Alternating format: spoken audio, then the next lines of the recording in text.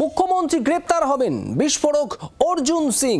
পাকিস্তানিদের রাজ্যে রেখে দিলে গ্রেপ্তার হবেন, বিতর্কে বিজেপি নেতা অর্জুন সিং। একেবারে বিস্ফোরক তিনি বলছেন পাকিস্তানিদের রাজ্যে রেখে দিলে গ্রেপ্তার হবেন মুখ্যমন্ত্রী মমতা বন্দ্যোপাধ্যায়।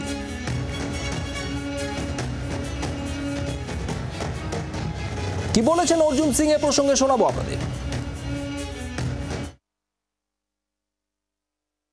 মমতা ব্যানার্জি জেলে যাবেন, যদি ওদেরকে বাঁচান না, মমতা ব্যানার্জিকে জেলে যেতে হবে। এই অবস্থা এখন চলে গেছে ভারতবর্ষে।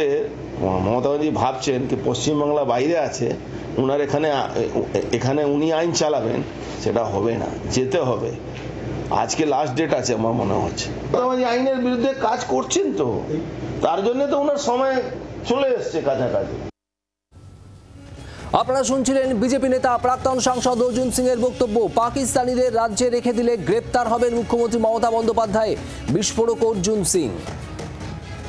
তৃণমূল মুখপাত্র মৃত্যুঞ্জয় পাল আমাদের সঙ্গে রয়েছেন টেলিফোনে। মৃত্যুঞ্জয়, অর্জুন সিং এর বক্তব্য, পাকিস্তানিদের যদি রাজ্যে রেখে দেওয়া হয় সেক্ষেত্রে গ্রেপ্তার হবেন মুখ্যমন্ত্রী, কি বলবেন?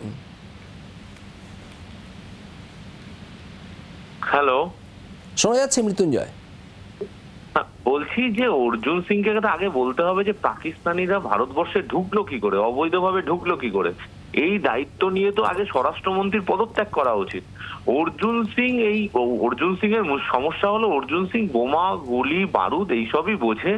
উনি পররাষ্ট্রনীতি, বর্ডার, এগুলো আগে বলতে হবে যে পররাষ্ট্রনীতিটা কি, বিএসএফ বর্ডারটা পাহারা। অর্জুন সিং এর অত দূর অব্দি পড়াশোনা নেই, এগুলো নিয়ে ভাবে না। উনি ওই লোকাল মস্তান হিসাবে ওখানে পাড়ায় বোমাবাজি, বন্দুক চালানো, গুলি চালানো এইসব করে বেড়ায়। মমতা বন্দ্যোপাধ্যায় তো বারবার বলেছে যে বর্ডারের যেখান থেকে যারা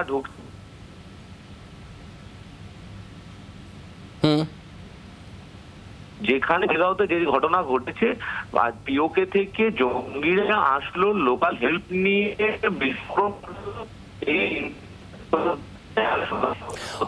অডিও কেটে যাচ্ছে। মৃত্যুঞ্জয়, আপনার বক্তব্য স্পষ্ট। মৃত্যুঞ্জয় পাল তৃণমূল মুখপাত্র আমাদের সঙ্গে ছিলেন টেলিফোনে। বাংলার আওয়াজ, বাঙালির আবেগ, জি 24 ঘন্টা।